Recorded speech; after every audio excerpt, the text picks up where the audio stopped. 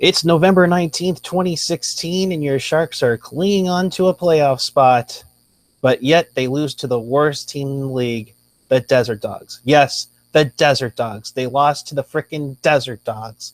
How do you lose to the Desert Dogs all the frickin' time? Welcome to this edition of Pucknology After Dark. I am Eric Cura, who have microphone issues like no other. But before we get into any of the Sharks talk, we'd like to remind you that Pucknology After Dark is presented by Audible. We've partnered with them to offer a free 30-day trial. You can choose from over 180,000 audiobooks and get a free audiobook to keep whether you choose to continue using the service or not. Go to audibletrial.com/PAD to sign up. You get a free book, you help support the shows. I would say everybody wins, but the Sharks obviously haven't figured that out in the last 3 games. That's audibletrial.com/PAD. With that being said, let's say hello to the guy who doesn't know how to put laundry away, Eric Landy. Hey, it's not all bad. I just followed Pepe the Prawn on Twitter, so that kind of made my day. I didn't know he had a Twitter handle. And joining us from the beautiful Great White North, is there snow yet up there, Ian Reed? Yeah, we're getting dumped on today. It's the first snow of the season. So that you know who, very great day. You know who else is getting dumped on? Your San Jose Sharks, who lose in overtime 3-2 on a great third period effort, but they are now 0-7 after trailing after 2 periods. That being said, join the conversation. Use the hashtag PucknologyAD on Twitter. We will get to your comments and questions throughout the show. Also, if you want to directly communicate with us, your best bet is to use the YouTube chat on the YouTube page or the app that you're watching us on. You can also follow us on Twitter for non-stop banter about your San Jose Sharks losing to the Desert Dogs. At PuckGuy14, at Eric Landy, at iReadPucknology are your Twitter handles that you can use tonight. That being said, Sharks finish up a 6-game road trip. They at 3-2-1. They score a grand total of 1 power play goal on such road trip, and go home clinging on to a playoff spot. Yes, I know there's 64 games left. Let's emphasize this, but we're getting close to that quarter pole, people, folks. With that being said, Ian, you calming, gentle-minded soul, please tell me what you thought of tonight's game. I thought tonight's game was kind of meh. I thought that I didn't like the Carolina game, and then after the St. Louis game, I said, like, I didn't like the loss, obviously, but I thought that they had played a lot better in that game, and you'd hope that momentum would have carried into tonight, but that just unfortunately wasn't the case, and they didn't. They came out kind of flat in the first, kind of in the second. Yeah, they tried to make a game of it in the third, but you put yourself in a sudden death situation, and anything can happen. Yeah, Mr. Landy? Sorry, yeah. I mean, look, that Carolina game, they had no business being in that game, and they had a really good plugger in Dell. So you got a really good goaltending performance. I think goaltending was okay against St. Louis Blues.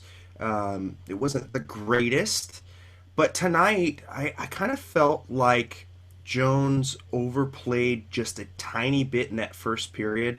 I mean, it was a 2-on-1, and I understand why he committed to the shooter there. I mean, that's his job, but I felt he played a little far out, in my opinion. And I don't think it was good by Burns either. Burns just wasn't there on that pass. So, it's just those defensive breakdowns that are going to kill you, especially when this team is not scoring enough. And we're still seeing it now. This team is just starved for offense. And it's not like they didn't, shoot it on net. They peppered Mike Smith like crazy tonight. But Mike Smith does his typical thing he does against the Sharks, and just shuts down anything that keeps coming at him until the third period when the Sharks actually finally tied it up. You know what though? Like I hate to agree with Ratto, but he was right. I mean, yeah, they peppered him with shots, but if you're just there's so little danger, from dangerous areas. All those shots, like the majority of those shots were perimeter shots. They're from the blue line. Smith sees them all the way. He's gonna stop them. Alex Taylock's gonna stop them. I mean, that's just it. I mean, you can't. It doesn't matter how many shots you get if you're just gonna take all these brutal point shots that the goalie can see all the way in. You're not going to score like that. No, and I agree as well. I think with that estimation, and I think it's partly because of the Coyotes style that Mike Smith has always done so well against the team, because they do suppress shots quite well and they do push them out to the perimeter. Whatever he does see, they're mostly perimeter shots. Now, I really liked Nieto's goal because it was a bang-bang kind of play, and it didn't give him enough time to get set. So, I think that's kind of what they need to do right now. They are just kind of holding the puck way too much, and I feel like it's just kind of eroding their confidence to hold that puck that much. Eric, you're muted. So... but yeah, no, it's like I was saying, it's just, I just don't think that this offense has a lot of confidence right now, and I think that they need to be more shoot first instead of trying to set up that perfect play, and I think that's still plaguing them. I think, we've seen it on this road trip, and we've seen the offense suffer because of it. Uh-oh. Is it, what, not, I'm on.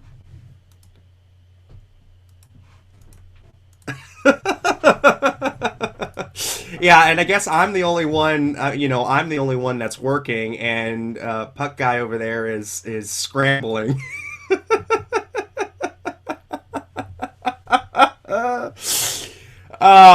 So I guess let's go through the stats real quick then. While Puck Guy is working feverishly to try and get back into this thing. Tonight, the Sharks come in 51% on the faceoffs. Coyotes are 49%. Coyotes go 1 for 4 on the man advantage. Sharks, again, put up an 0 for 3. Coyotes out hitting the Sharks by a 2-1 margin, 32 hits to 15 hits. I mean, we all say that stat is pretty convoluted, and it's very tilted to the home rink. But, being out hit by a 2-1 margin is pretty crazy. The blocks come in pretty even. Sharks at 13 blocks, Coyotes at 15 blocks. Coyotes give up 7 giveaways, and the Sharks were pretty good tonight with 2 giveaways. Just kind of running through the stat sheet real quick. You got Joe Pavelski, your ice time leader, at 21 minutes. Logan Couture clocking in at 26. And on the defense, Brent Burns, of course, he's putting in 26 minutes, and his numbers have shot way up since the last time I was on. I mean, we were kind of praising about the defense core kind of all evening out, but right now he's at 26 minutes. Marc-Edouard Vlasic's at 22 minutes. And, I mean, you've got Dylan sitting there at 14 minutes. So, that's not sustainable at all. And Martin Jones takes a hit on his save percentage tonight. It's .885. So, this team, I think, is starting to leak at a few different places. Can anybody get in on this since everybody else is dropping off? Yeah, I mean, go for it, AJ. I don't want to. All right, what were your initial reactions, I guess, to the game? We've seen this show before. Yeah, yeah. Well, they starts the road trip off well, and then right off the cliff. Yeah. I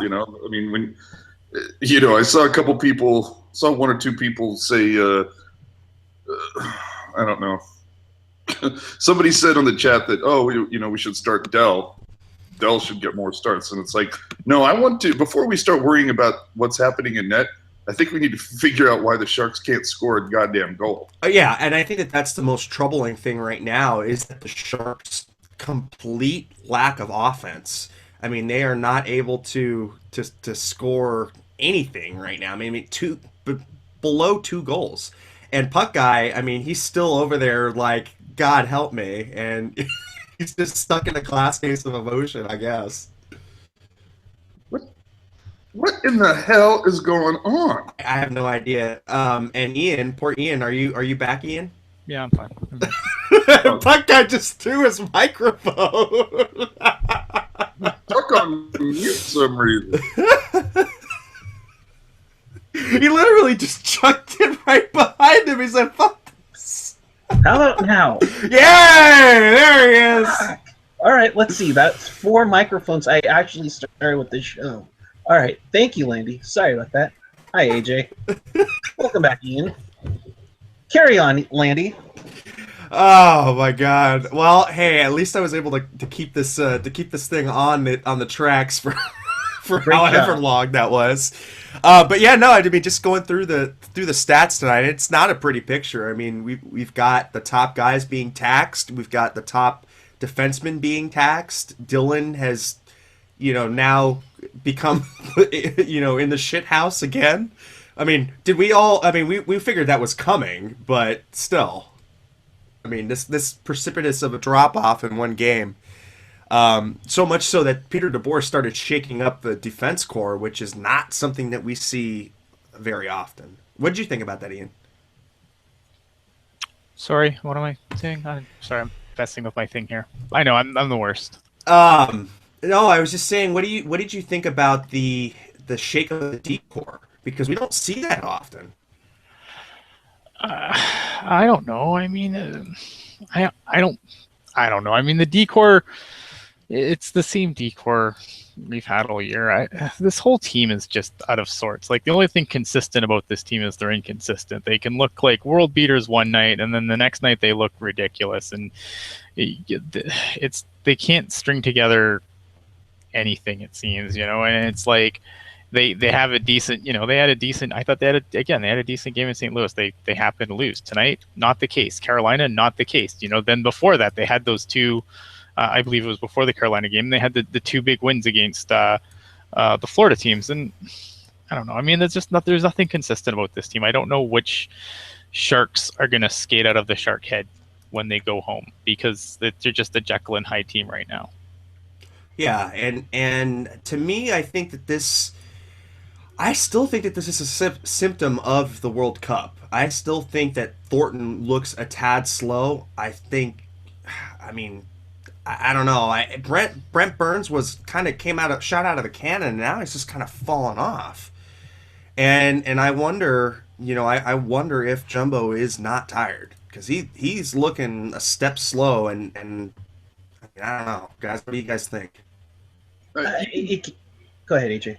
I was just going to say, you can bring up World Cup, short summer, what have you. Pittsburgh doesn't seem to be having that problem. That's the best point. AJ. Well, Pittsburgh's not having this issue at all. Well, I think the other thing we also got to remember, though, look at the age gap between Pittsburgh and San Jose, right? If anybody needs more time to rest, it's San Jose. And I mean, we've brought this up on Pucknology years prior, that this was going to be the problem. This was going to be the Achilles heel for this team, is that they are older, and their top 6, I mean, are dominated by over 30s players. I think it's starting to catch up.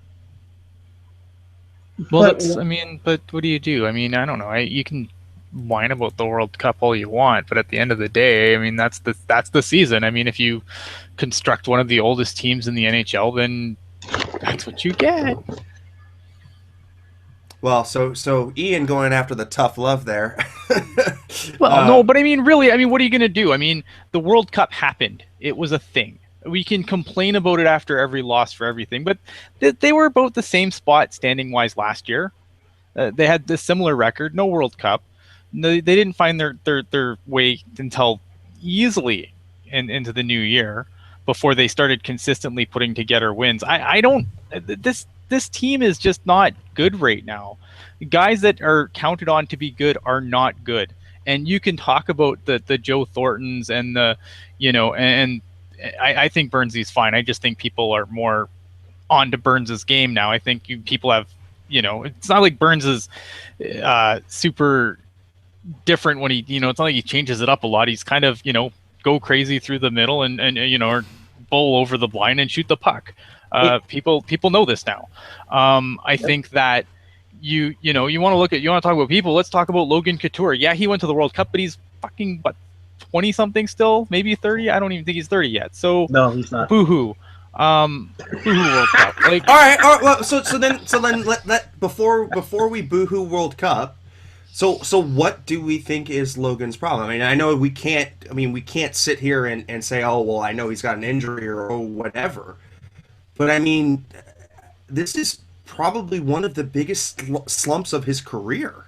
They can't find a winger for the other side. Him and Donskoy are fine. They just can't. I think not being able to find a consistent winger for the other side is an issue. I think that's a big part of it.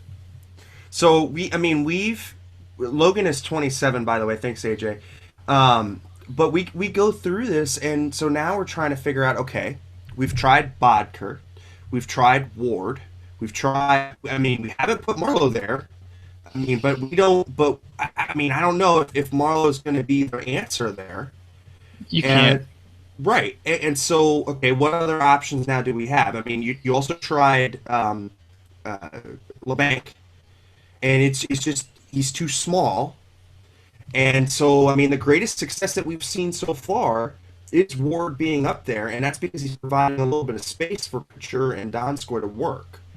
So, I think for me, the only option that I see currently, I mean, what player do you have that can make some space and can keep up with him? And there's only one guy in the org that I know could fill this spot right now. And he's on the Barracuda, and he had mono. Because you can't put Goldie up there, because you're going to run into the small, he's too small. He's going to get pushed around. So you have to have a battering ram up there. And I would have told you put Hurdle there, but of course we're going to be missing Hurdle for a few weeks. And we'll talk about that a little bit later. But yeah, I see. Here's my thing: is you're right, Meyer or Gold. To me, Goldobin works because he's a shifty winger that can do some moves around. I mean, to have the speed and the skill of that line and not be doing anything is just unacceptable. And getting back to a point that Ian made earlier, the whole team is predictable in their plays. I mean, Joe skates in, then he does his little dipsy-do turnaround and try to wait for everybody. Meanwhile, half the Desert Dogs are coming on and are figuring out the trick in no time. And that goes the same with the power play. It's absolutely redonkulous as to see they're trying the same maneuvers. They're not doing the trying to switch it up in the system. I mean, what did we figure out, Landy? Like 6 power play goals in their last 14 games, yeah, and then like 2 on the power play. I mean, you have to do something, and not just a temporary move Marleau off the top unit for a half a game. Well, and I think that was more precipitated because of Hurdle's injury, right? I mean, Marleau was only moved off the top power play unit after the Hurdle injury, because I think DeBoer was trying to figure out, well, who am I going to get to center that line? And I guess let's just go into the Hurdle injury right now, because we've kind of brought it up. He's gotten an MRI. Apparently, I don't know if it's a tear, but he's going to be out for a few weeks from what everybody has been saying. It wasn't as bad as they initially thought, but we don't know yet. They still even said on the broadcast, it's as of right now he doesn't need surgery, but we all know these things can, once swelling or whatever goes down, we know these things can change quickly. So that's probably worth bringing up. Yeah, and you just wonder how many times can he get hit in the same knee before it's gonna blow up. Thank you, Dustin Brown, on that non-suspendable knee-on-knee hit. Back to you, Landy. Yeah, fuck that guy. I mean, it's just mind blowing. Unfortunately, that this kind of triggered way back in December of 2013, and now he's got to rehab this knee, or well, let's call it a lower body injury to cover our butts. That we hope that he doesn't need to have surgery, but let's also not forget at one time Rafi Torres didn't need surgery on his knee too, again, and then it kept progressively getting worse and worse. It's concerning to me right now for Hurdle's sake, and AJ is brought up the point about Hurdle's bridge steal. How big is that right now that we did not go overboard on re-signing Hurdle this year? Because if this continues to linger, it won't be much of a hurt if we have to move Hurdle. I mean, at this point, I don't think you move Hurdle, but you've got right now. Yeah, but I don't know what his future is going to be, because we've all seen guys cut short because of an injury, and there's no doubt in my mind that right now he's not. I think he's shortened his career from what it could have been. But if it's not Hurdle, then who is it? Because the Sharks don't really have a Hurdle replacement in the pipeline. Like it's such a brutal blow, and I think this is getting way ahead of ourselves too. But sure. I mean, it's if not Hurdle, I don't know who. Like that would be such a huge setback for the team, because you don't have another Hurdle in the pipeline. There isn't one there. You don't think like any of the guys there's no one in the pipeline that's Turtle. No, there's not. I mean, there's not another center with his skill set that we got. And to be quite frank, you take Hurdle out of the equation for that first line center spot, you've got a huge hole. I mean, it's a hole that you've got to somehow replace, but I don't know how many prospects come along like him. I mean that are going to be available. That's going to be the problem. Is there's not going to be a prospect like him available, because they're going to all want to keep hold of him. Right. And I mean, it's not like it's a Ryan Johansson kind of player, but it's kind of in that next tier of center. Remember the good old days when Pavelski was the third line center and Burns was a forward? Oh, God. Shut the hell up. Hey, we haven't tried Vlasic at forward yet. That's true. Oh my God, Eric, you got to do something with that mic, man. Make it stop. Yeah. Oh man.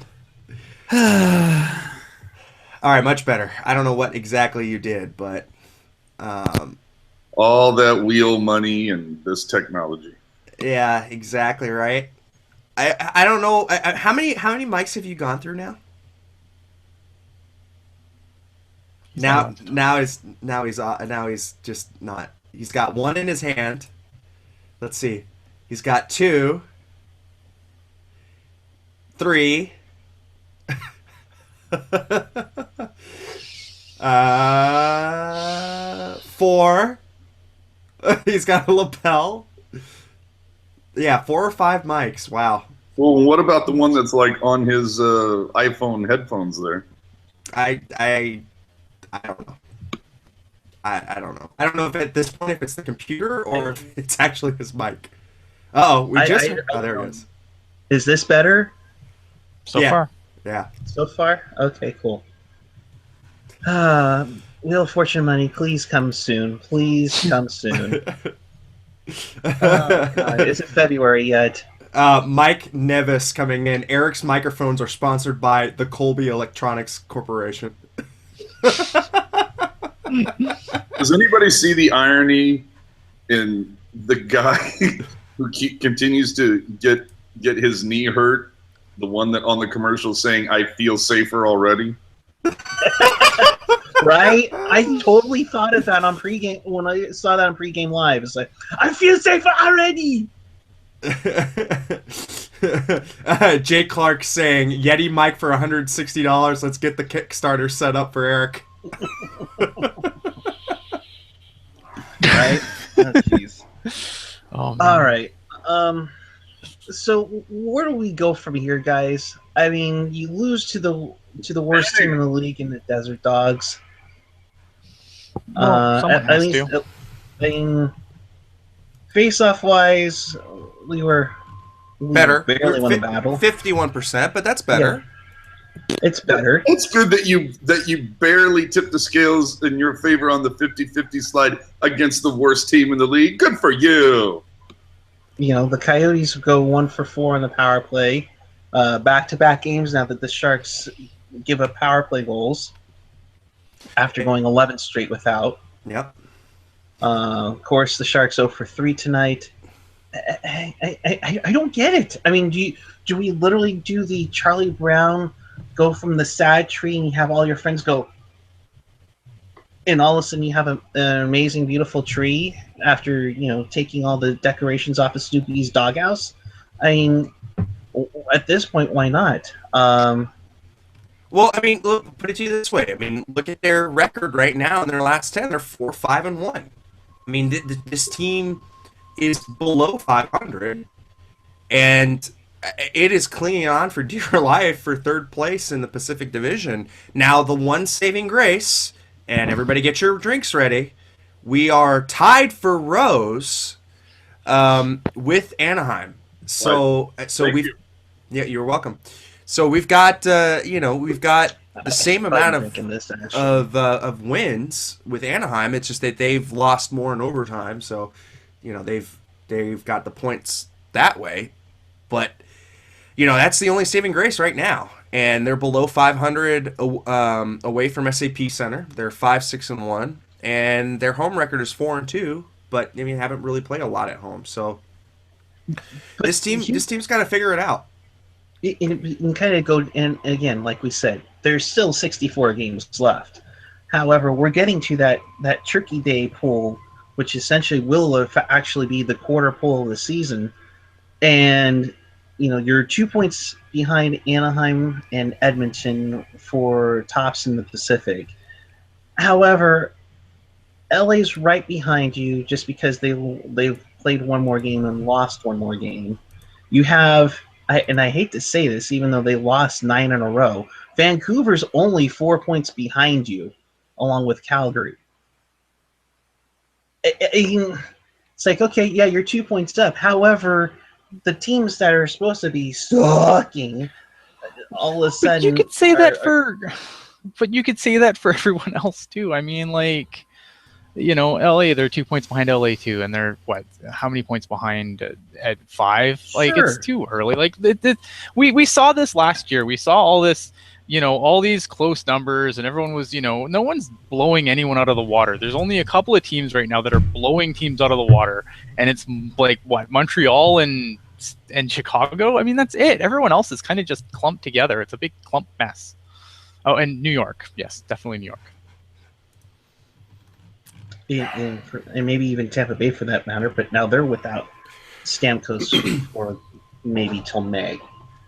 So Yeah, no, it's just I think more so anything frustrating that if the team had gotten better bounces, better play, they should be out front of this division by 4 points, and instead they're in the middle of the pack. well, I mean, I think that's just right now. We've just got to fight that, and I mean, I think we've also got to look at who's going to step up in Hurdle's absence. I mean, there's one guy that I am circling right now because his line played really, really well, and that was Tierney. Tierney with Nieto and Wingles. That line was consistently in the offensive zone and consistently putting up good scoring chances. And I think that you're going to have to tap him to be the next man up and line up that third line. Mm-hmm. Because, like I said, God willing, it's only like a 2-week stint without Hurdle, but I'm not holding my breath. I'm saying mid-December is when we'll hear, what's happening with him. But at the same time, I mean, Tierney's just kind of been chewed alive in the faceoff dot on the third line. I mean, that's just reality. As much as I like Chris Tierney, I feel like every time they've tried to give him the keys to that third line, they've had to improvise and send someone back. And I don't want to see Wingles at center again on the fourth line. The part that annoys me about this game is that, like, I appreciate the Barracuda did have a game today and they played last night, but they're the Barracuda. They play every weekend. The fact that you threw Michael Haley in and you couldn't, I know Texas to Arizona, I mean, that's an expensive plane ticket, I'm sure. You couldn't call someone up. Like, that's the part that I don't understand. Like, I just, this idea that, oh, well, we'll call somebody up if we're at home and they have to walk across the hall, but fuck, I ain't splurging for a plane ticket. Sorry, guys. Oh, come on, Ian. I don't know. I just think they should have called someone up. Well, I mean, so we're looking at now a center we need to replace. I mean, I don't think you need to, though. You keep Tierney on the fourth pair. You leave Marleau at 3C. Marleau's fine at third line center. But but that's not what DeBoer did tonight. DeBoer put him up with Joe and Joe. Well, and because he was looking for chemistry.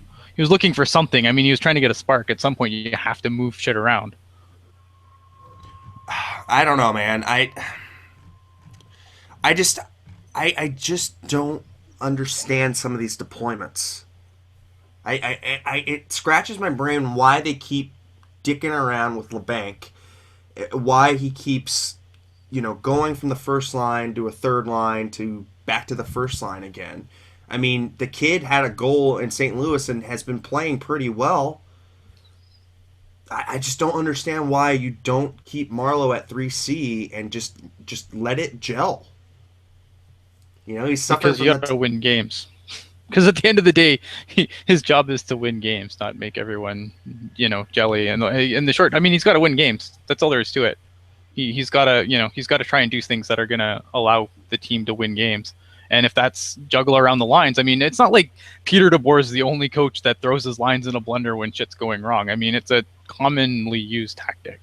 No, and I'm not saying that it's not, but I just don't understand some of the deployments. And Rocket brings up a good point. It's, whose fault it is. It's Bodker's fault. Because Bodker's just not delivering anything. Right? Because if you had Bodker on that second line, you could move whoever's on that second line up. And keep Marleau as a 3C. But he is not producing anything. And right now, I mean, he had a couple sparks tonight that looked fairly decent when he was with Tierney and Nieto when they shuffled the lines up again. Mm-hmm. But, his lack of play is forcing DeBoer's hand. Yeah. I mean, it doesn't help. And that's the thing, is that PDB's trying to find something, trying to find some place for Bodker to work, and for some reason it's not gelling. And yeah, you could use the World Cup and basically no training camp to use this, but we're 18 games in. There should be some type of gelling with him with somebody. Yeah, I mean, I don't know, and I don't know what the answer is. I mean, I think another call up is in order, and it might be time to send LeBanc down, to try and get some kind of spark. Maybe Goldobin will have a better shot up here, but I don't know who the hell he's going to play with. Put him with the Joes. Yeah. I mean, that's essentially what you got to do.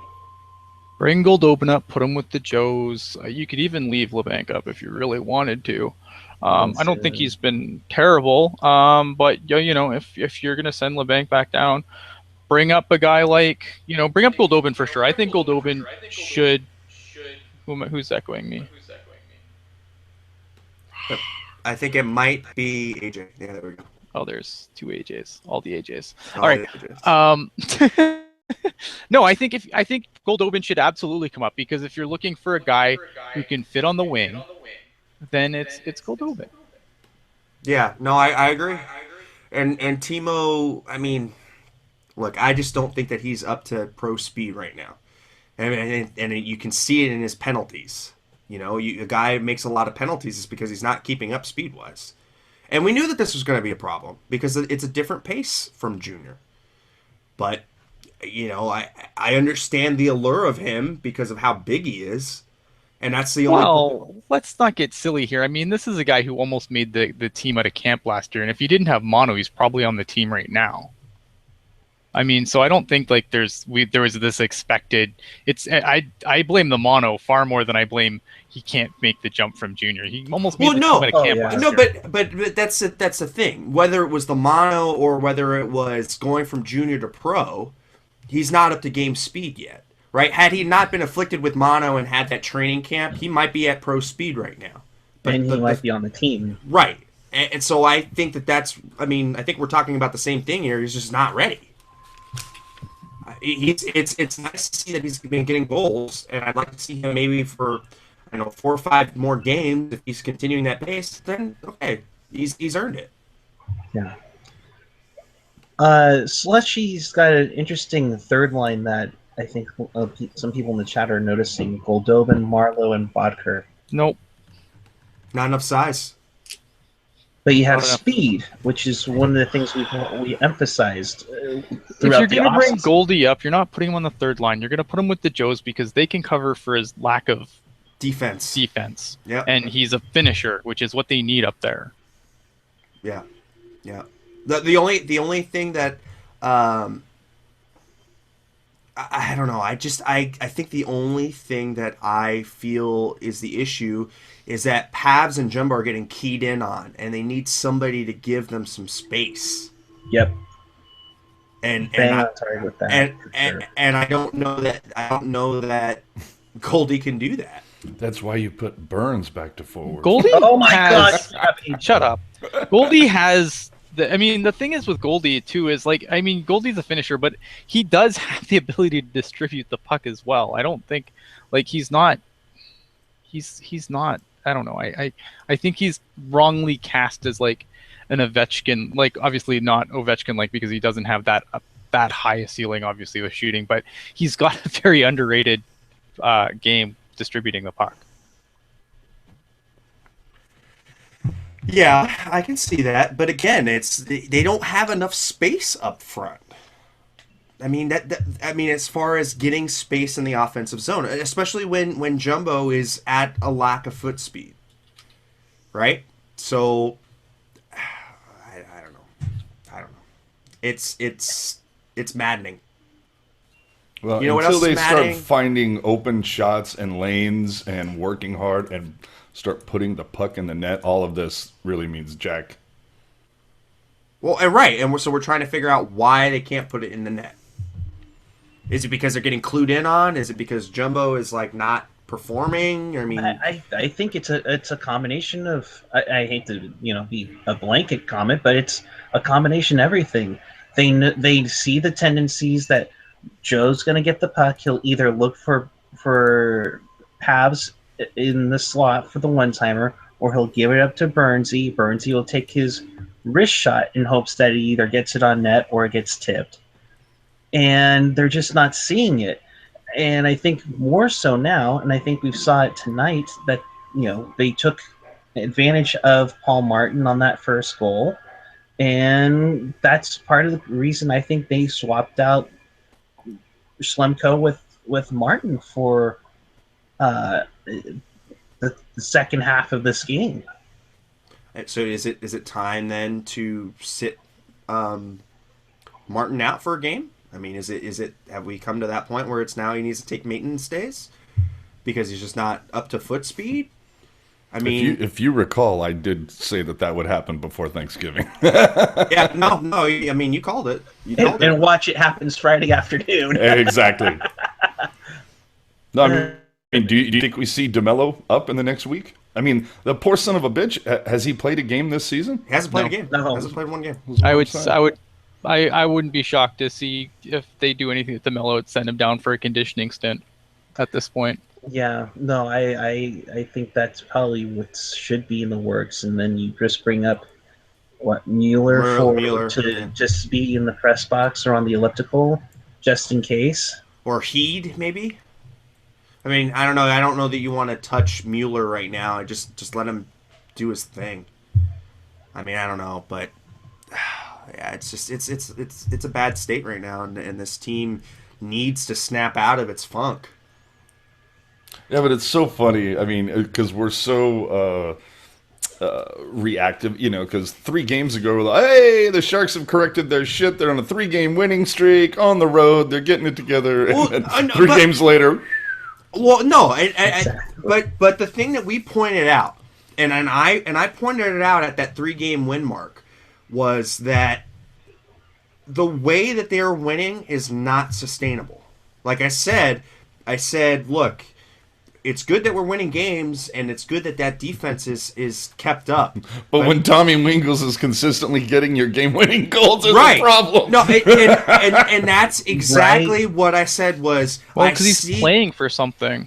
I see that goals for was scaring me and was bothering me, and I said, well, you'd rather have the defensive game locked up and have the issue of goal not being able to score, but being okay in your defensive end.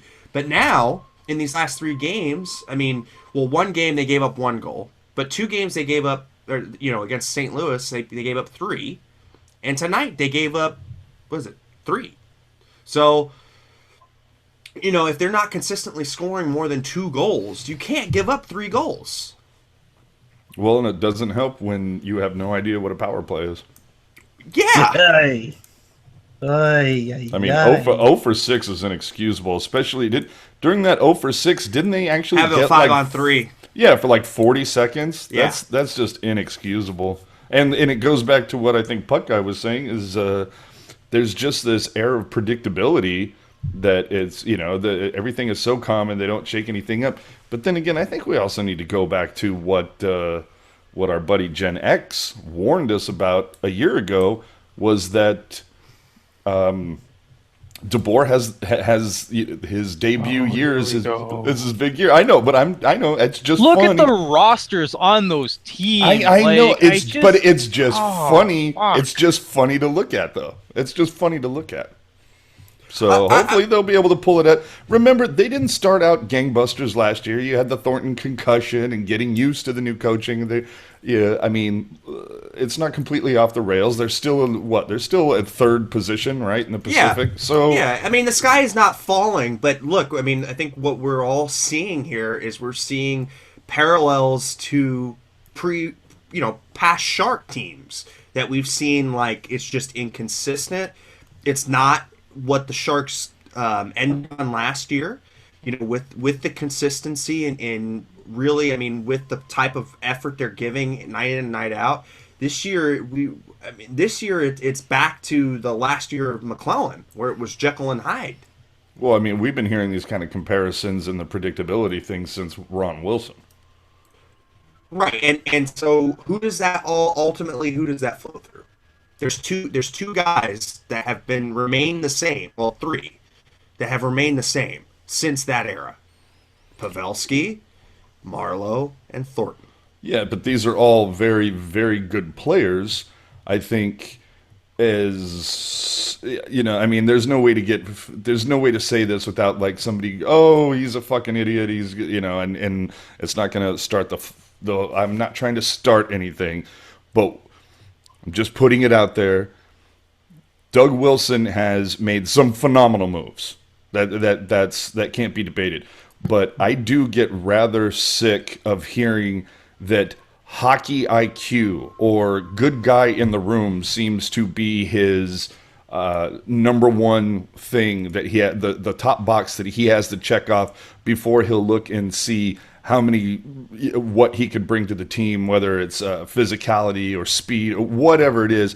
It always seems to come back to that whole, character guy. But you know what? I'll take an asshole who's going to put up 40 goals a game. I mean, or a season. An Olin Nolan essentially. Yeah, give me an Owen Nolan. Give me a guy who maybe is not the friendliest guy or the best in the room or whatever. But when you see him out there, you see him hustling every damn shift and trying to make an impact. I don't, there are certain guys I've heard, Thornton, Marlowe. Those are obviously the two big ones. And one of the knocks on them is that sometimes they're kind of stride, glide.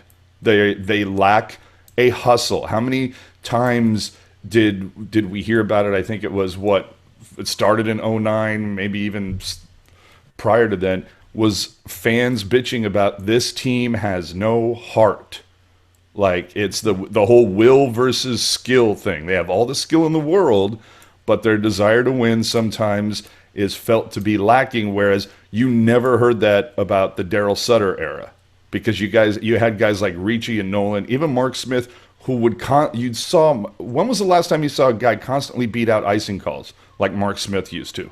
You just don't see that. Torrey Mitchell before he broke his leg. Yeah, but it's just, I don't know. It's maybe this is the team that Doug constructed.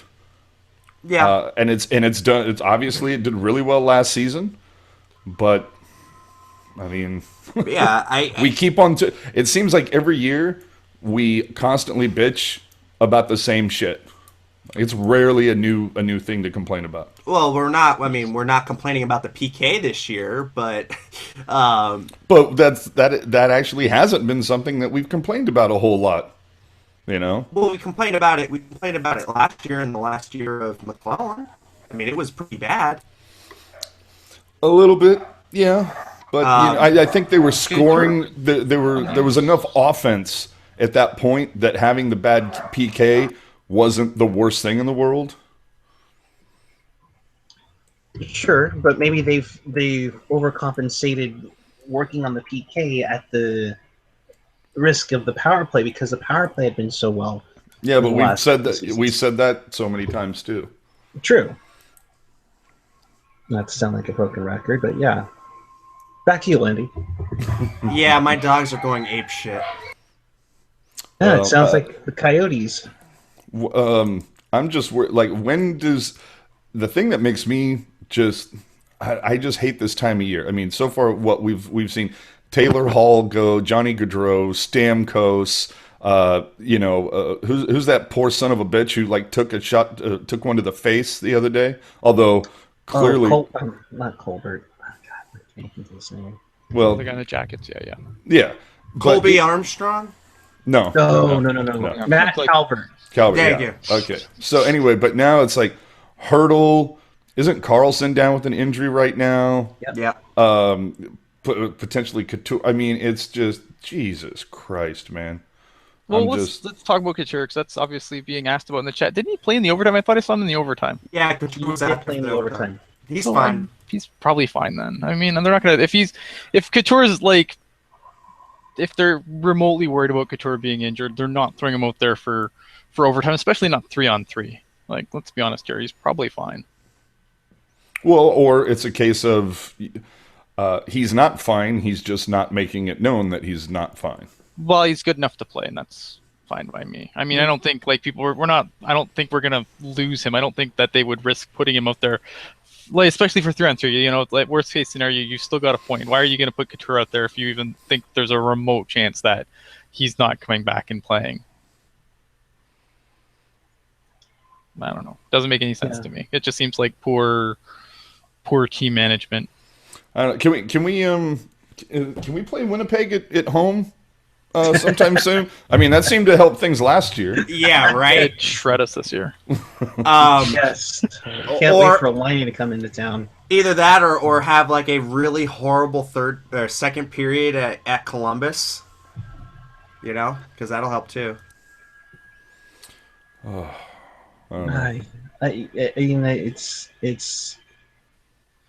It's stunning, it's shocking, and now we finally come home for a 5-game homestand, And man, this is going to be a tough homestand. I mean, Monday night you're home to New Jersey. I mean, granted, you played well against Corey Schneider and no Taylor Hall, but AJ, say it for me. I'm sorry, I wasn't paying attention. What are we doing? I'm saying I had set him up and everything. Come on, I said, but here it comes. It's the first home game back, and That hasn't been a thing this year. that's so Sharks, though. Come on now. But that hasn't been a thing this year. Like, that's the thing. Like, we need to separate things that were bad last year from things that aren't happening this year. Right. And so what's happening is it's the lack of offense. The defense is okay. I mean, it's been suspect here and there, but really the problem is the lack of offense of this team.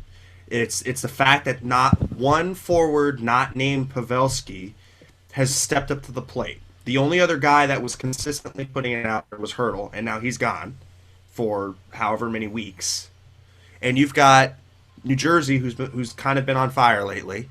You've got Chicago, who's leading their division. You got the Islanders, the Ducks, and then you play Arizona to end it all. So this team has got to find the back of the net, or you could be staring at the outside looking in come Thanksgiving. Yep. And that's the long and the short of it, is they've got to put it in the back of the net if they have any aspirations of taking a division lead. Any. And for the record, AJ, January 16th, that's when Winnipeg is in town. Which is kind of around the time that they were around when they had that whole freaking debacle. Yeah, it was like 2 weeks. It's 2 weeks later, but yeah. I mean, I thought the Pittsburgh game was kind of embarrassment enough on the 5-0 loss that you would have expected a little bit more. I mean, they have in the next 10 days, next 11 days, they have 6 games. I mean, it's going to be nuts. And but they also have the thing that's right after that. Then they have a little bit of an extended break where they're off for like 4 straight days at the beginning of December.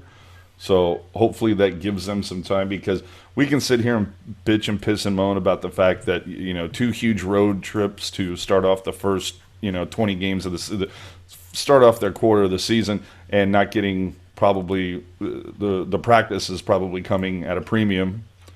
So the Sharks on their first road trip go, what was it, 3-... No, they go 2-3, right? Columbus, they won. Rangers lost. Islanders, 2-3. Yeah. And then the second big road trip, they go 3-2-1. Mm-hmm. So a combined 5-5-1. 5-5-1. I was told there would be no math. We should have learned this from the off season, guys. No, but 5-5-1. 5-5-1. So I mean, just below 500. I mean, that's not bad, but it's not good either. And it's just it's scoring. It's the problem right now is the scoring. Yep. But on the plus side, no one's running away with the division right now either. Yeah, well, thank God we're in the Pacific. Right. No, I mean, but I think that's an important point, though, because I know a lot of is going to get made, especially if they find themselves a couple of points out on Thanksgiving. Oh, God, American Thanksgiving, that's it. They can't make it. The entire fucking division's a clown car right now. Like, there's no way that nothing's going to be settled American Thanksgiving. I don't think anyone who's out of the playoffs in the Pacific Division from American Thanksgiving, other than maybe Vancouver, should be counted out at that point, whether the Sharks are in or not. And as we talk about this, Vancouver's beating Chicago 3-0. Well, yeah, but any given game. Exactly. Big deal. This Coyotes and Carolina team that we're so pissed off we lost against, you know who else they beat? They beat the Rangers, who are like 13 and something. So, I mean, look at bad teams beat good teams. It happens. Hashtag bad teams beat good teams. It happens. I'm sorry. It happens. Like, Sometimes they just Cam Ward this bitch. Sometimes they just can't word this bitch. We had a chat question that I wanted to get to, Mike Neves, asking about the possibility of bringing Dan O'Regan up. Dan O'Regan's an interesting name. I think that you could bring him up if you did want to try Tierney back on the third line center. I would try Dan O'Regan on the fourth line center. I would give him a go, but I don't know if I could see it, but it wouldn't be my pull. That would not be the name I'd pull out of my hat. You say rather Goldobin over Meyer and Well, Regan? so actually Regan today took over the team lead in scoring. So LeBank's not there. It's because LeBanc is not there. But we talk about who's earned it the most, and you want an earned call up. I mean, that kid has been quietly putting together a good campaign for the Barracuda.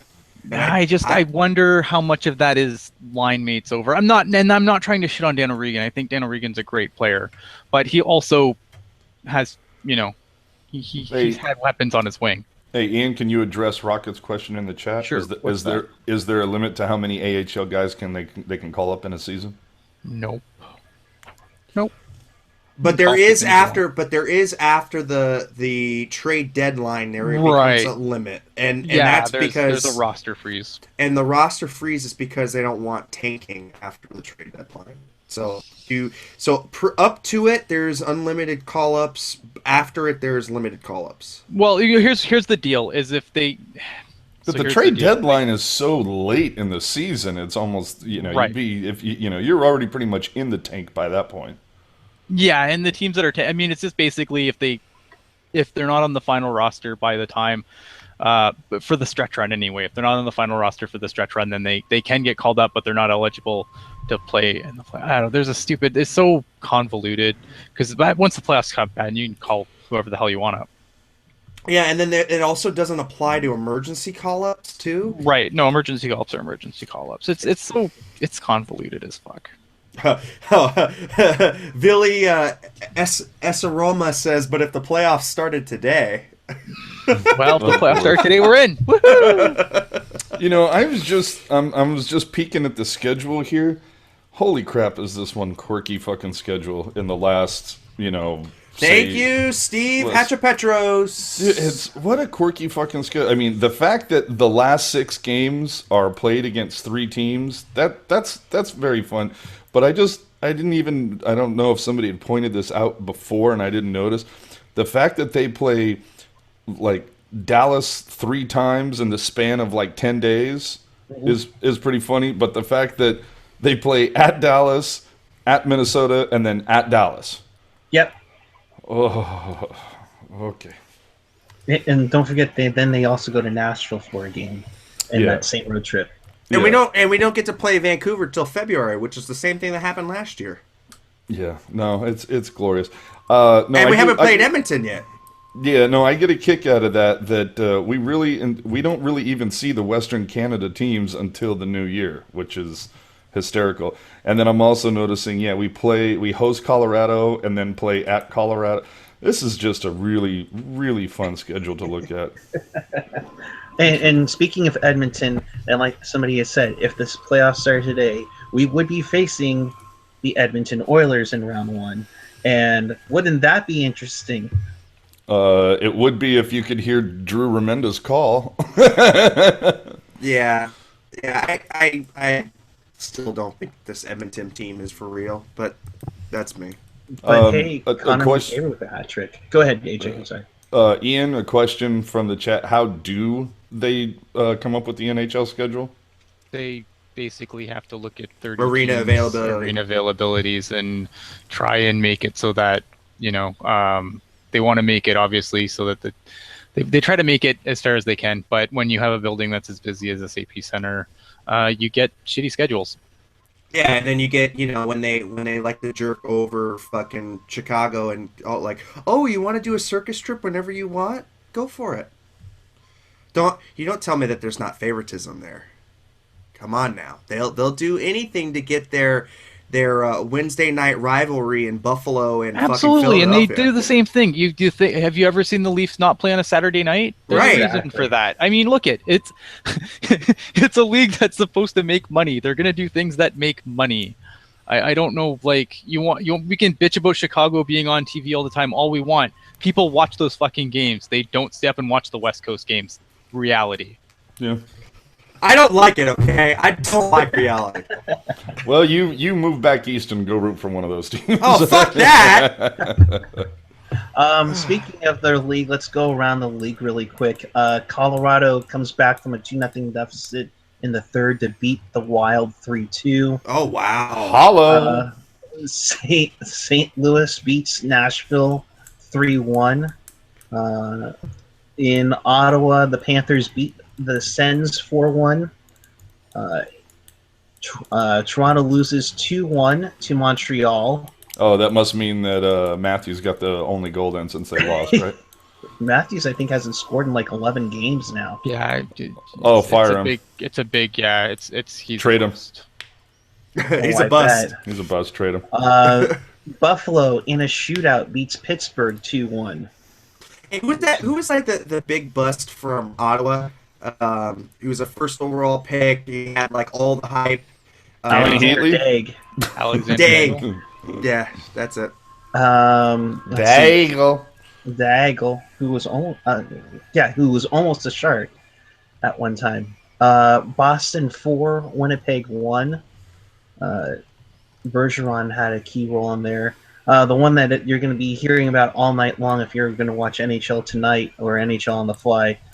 Edmonton 5, Dallas 2. Connor McDavid with his first hat trick. Who was in net for Dallas? I believe it was Lettinen. Does it matter? They both suck. Does it matter? They're both Finnish and they both suck. They're both terrible. But and they have more fun when it's Nino. And they have $10 million locked up between the two of them. Right. But that's what we were supposed to do this year. It's funny how that works. Mm-hmm. The Kings beat the Devils 4-2. That's the Sharks' next opponent, of course, in New Jersey. Tampa Bay beats Philly 3-0. Well, which is also good on them. No Stamkos, no Druin. Yeah. Absolutely. And then the last game that's in progress right now, Vancouver leads 3-0. No, Druin's back. He scored tonight. What? Druin's back. Oh, yes. Oh. And one thing we should mention... hold on. Did someone say Vancouver? What was that? No, I'm not going to do it. One thing we should mention, though, the Tucson Roadrunners game was postponed tonight. Their captain, Craig Cunningham, suffered a medical emergency on the ice during warm-ups. He's been taken to a local hospital where he's receiving medical treatment. Of course, I think we speak for everybody, the Sharks fam and everybody here at Pucknology. Thoughts and prayers are with Craig and his family. The team hasn't issued anything else, but once everything goes on, gets word out, we'll retweet it on to the Pucknology Twitter account. But our best to Craig Cunningham. If only Cunningham had thoughts and prayers with him before this happened. Yeah. Could have alleviated everything. Well, Rocket's saying that he had a heart attack and they did CPR. That's what happened, yeah. Yeah, CPR right there on the ice. Yeah, they cut off his gear. That's what they said on the broadcast. They had to cut off his gear in the middle of the rink and do CPR. But I mean, you know what? If they had a box of likes that were sent to him beforehand. Oh God. Oh, we're playing the part of asshole today. Yeah, I'm a dick. I'm sorry. No, you're not a dick. You just think people's opinions are stupid. That's true. I also think that. And speaking of that, you could look forward to more of that on Sunday with the Pucknology Writers Room. Ian, what you guys be talking about on that? I have like a crap ton of questions that came in tonight, so I'm gonna sort through them tomorrow and see if I can fit them all in nice, and so we're not talking for 2 hours. That'll be awesome. I promise. Oh, please talk for 2 hours. I do enjoy your program. No, it's too long. There's too much stuff on the audio stream for us to talk for an hour. It's selfish. Hey, Ian, are you doing anything on Tuesday? I am on Tuesday. I will be joining the Pucknologists, and I will be hopefully answering some cool Ian's 101 questions. So if you have questions about hockey in general, like I know on the writers room always ask for topics. I'm asking for more for Pucknologists. I'm asking for more like I don't understand this rule, or I don't understand why this is a thing. Ian, tell me why this is a thing. I have a question. Cap. Hey, Ian. Here we go. Can you tell me why there's going to be an impending lockout? Because the players hate escrow. that's. But he's not wrong. I mean, the players hate. I mean, would you give up 16% of your salary, hoping that you hit revenue? Okay. Before we end this, because this came out. Hold on, Ian. Can you just jot that down for Tuesday? Just jot that question down. Oh, the worst thing. All right. Yeah, I'm jotting. No, but seriously though, did anybody see that asinine attempt by Bettman to try and get the CBA extended by giving them the Olympics? Did you guys? I mean, did anybody see that? I did, but you know what? Here's the thing with that. I mean, Fuck the everything. Okay. 1, 2. 2. Well, no. You know what though? I want the NHLs to the Olympics because like they showed like the teams and because you know what? I hear this nauseating. Oh, but the Olympics is more important. It doesn't matter who's there. I saw the potential Team Canada for the Olympics and like, man, if you think that that's why we can't have World Cups anymore so we can watch this amateur bullshit, then good on you. But you're dumb. Okay. What was I talking about before I went off on this rant? Bettman. Oh, Bettman. So Bettman here. Everything in this league's a negotiation. I mean, that's just the start. They're just trying to kick some tires. I mean, I don't think the league offered that with the expectation that it would be the PA would just be like, yes, that sounds very good. Like everything's a negotiation with these buggers. They negotiate everything. Anytime they want to do something, the other side has to give something up. It's been this way since the union's been a thing. And yet somehow the people in Washington D.C. that make laws and shit can't figure that out. What negotiate that to get something you have to give something. They just can't figure that out. Don't give anything. If you give things in your capitulator and you suck and you're a traitor and you don't love your country. Did somebody turn up the angry meter on the Canadian robot tonight? I thought I was upset and I had good reason to for tonight. But wow. Awesome. Yeah, save some for Tuesday, brother. But seriously, the question that was brought up in the chat about the call-ups and stuff like that for Ian's Hockey 101 will be perfect for technologists. Yes. And also, where's the best way to send you this stuff? You know what? You could either, you can DM it to me, DM it to the Pucknologists, or just even tweet it to the Pucknologist account. That way, because AJ's obviously going to write to the show, so AJ's probably the better person to have them. Yeah. Right? Yep. True. Excellent. Outstanding. Any final thoughts, Mr. Landy? Just put some pucks in the net. I mean, that's the object of the game. Tell me you weren't hoping that Ratto was going to go just win the game tonight. We're stopping. I was just heating up now. Now I'm just getting going now. Now you're cutting me off. Like no. The show's over. No, it's time for after dark. Oh man, I'm gonna swear. Yeah, this is when. Well, we might actually do an after dark. Somebody put Slushy to bed. We're all about to figure out what a twat waffle is. Slushy had a Nieto question. What's the Nieto question? I want to hear this Nieto question. Right. Slushy. It was probably okay. This was Slushy, so it was probably. Sorry, yeah, it's probably who has the bigger mustache, him or Nieto? No, it was including tonight. Well, it wasn't including tonight's goal because tonight's goal doesn't count. So I got to fix it. It was Wingle's goal. Yeah, it's Tommy Wingles. Nikki, that's for you. Hope you feel better. Including tonight's non-goal, how many goals has Matt Nieto scored in his career? A, 32, B, 28, or C, 30? D, not a fucking enough. Boom! Oh man, it's time for Ian After Dark, bitches. E, he's a bust. Man, we about to find out what twat waffles are here in a minute. Wow! AJ, do you want to take a chance at this? That's, No, I can't because Ian took my answer. Landy. Oh, I said he's a bust. So All right. The correct answer was B, 28 goals in his career. Oh, Wow. good for you. And with that, I think we need to let you know you can subscribe down below. You can hit up Pucknology.net for all your Sharks information. Don't forget to hit us on our podcast, whether it's iTunes, SoundCloud, Google Play, MySpace. Yes, we do have a MySpace. I need to go and update the Stitcher, MySpace. TuneIn.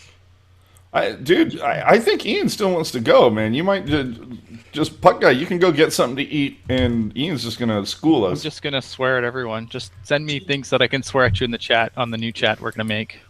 All right. So we will be back. Check Twitter for the link. Ian is about to tell me how horrible I am. You are the worst. I can't be as bad as the 4 microphones they used on this program tonight. That's your problem. Like, I don't know. I mean, if I like you're killing me here. Fuck you. Get off my show. No. I'm taking over this bitch. Get off. Oh, hey, my Wayne Gretzky's show. gonna appear on The Simpsons. Yeah, man. Bye. Oh, that's awesome. Get off my show. Oh, he did. All right. Well, Oh, so he Can't said be an fuck it. He said fuck it and left, huh? all right. Well, I guess I'm gonna drive this fucker into the ground. You might want to change your lower third there to like after dark. Yeah, after dark. Well, here, So let's start a new stream. We'll send him a new link. And Yeah, that way I because Ian doesn't have have to this rip audio. this shit. All right. Well, if you guys want to follow us to after dark, I'll be sending that out soon for shenanigans and tomfoolery. Start filling up your cocktails, bitches, because we might not just be talking about hockey. We might go pop culture. We might go Oh politics. man, we might do everything. Yeah. We're gonna, We I'm may- gonna unload with both fucking barrels and Right? a nut. Yeah, right. And we might even talk about people that the names of which we usually don't speak. They might get spoken. All Oh right. shit. All right, Andrew Bench, you're on notice. Anyhow, for Pucknology After Dark, I'm Landy, that's Ian, and AJ. Good night, all.